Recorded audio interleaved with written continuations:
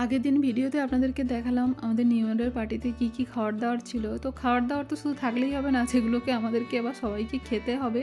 প্রথমে আমরা শুরু করেছিলাম পার্টিটা ড্রিঙ্কস দিয়ে। যে যার মতো করে নিজেদের পছন্দের ড্রিঙ্কস আমরা প্রথমে নিলাম। তারপরে আমরা যেহেতু আমাদের পার্টিটা একদম সন্ধ্যে থেকেই স্টার্ট হয়েছিল, সেই জন্য সন্ধ্যেবেলা কিছু স্ন্যাক্স খেলাম, তারপরে রাত্রি ডিনার করেছিলাম। তো ছেলেরা যে যার মতো বাইরে চলে গেছে। আমার যে বাইরে যে গ্লাসের এক্সটেনশনটা আছে, তো ওখানে ওরা পার্টি করছে ওদের মতো ছেলেরা, আর আমরা বাচ্চারা আর মেয়েরা আমরা ছিলাম ঘরের ভেতরে, কারণ বাইরে ছিল ভীষণ ঠান্ডা। আর নিউ ইয়ারের জন্য কিছু বাজি কিনে এনেছিলাম, সেই বাজিগুলো ওরা ফাটালো, বাচ্চাগুলো ফাটানোর পর ওদেরকে আবার ভেতরে নিয়ে এসেছি, কারণ বাইরে প্রচণ্ড ঠান্ডা।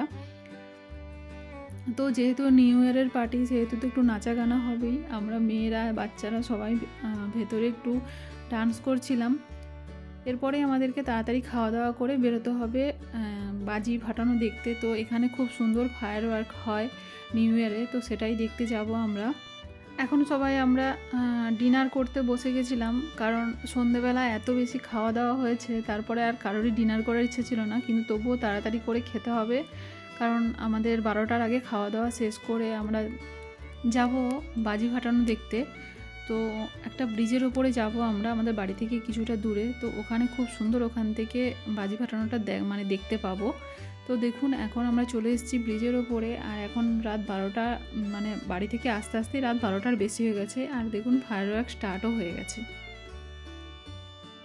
আর এই ব্রিজের ওপরে যখন উঠেছি দেখছি চারিদিকে মানে এত সুন্দর বাজিগুলো ফাটছে, আর এত সুন্দর লাগছে দেখতে। বিশেষ করে এই ক্যানেলের ধারের যে মানে হাউসগুলো আছে, এখানে আরও যে বাজিগুলো ফাটাচ্ছে সেগুলো আরও বেশি দেখতে সুন্দর লাগছে। আর যেদিকেই ফোন ঘোরাচ্ছি সেদিকেই মানে বাজি ফাটছে, আর চারিদিকটা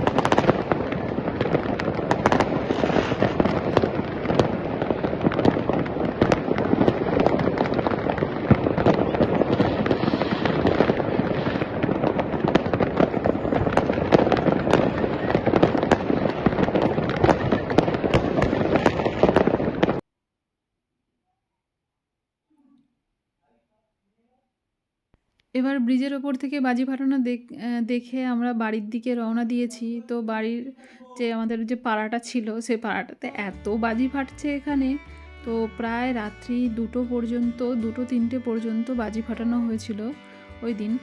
আর শুনছি যে পরের বছর থেকে, মানে সামনের বছর থেকে আর এভাবে বাজি ফাটাতে এখানে নিয়ম থাকবে না, কারণ এখানে আর বাজি ফাটাতে দেবে না। যেহেতু বাজি ফাটালে প্রচণ্ড দূষণ হয়, চারিদিক রাস্তাঘাট প্রচণ্ড নোংরা হয়, সেই জন্য নেদারল্যান্ডে এই বাজি ফায়ার ওয়ার্কটা পরের বছর থেকে উঠে যাবে। সেই জন্যই হয়তো এবছর এত সুন্দর করে আর এতক্ষণ ধরে বাজি ফাটানো হচ্ছে।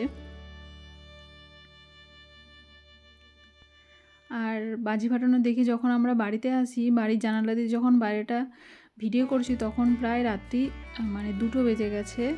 আর রাত্রি 3টে সাড়ে 3টে পর্যন্ত বাজি ফাটানো চলছিল, তখনও অবধি শেষ হয়নি। আর এই বাজির আওয়াজে শব্দে তো সারা রাত্রি আমাদের ঘুম হয়নি।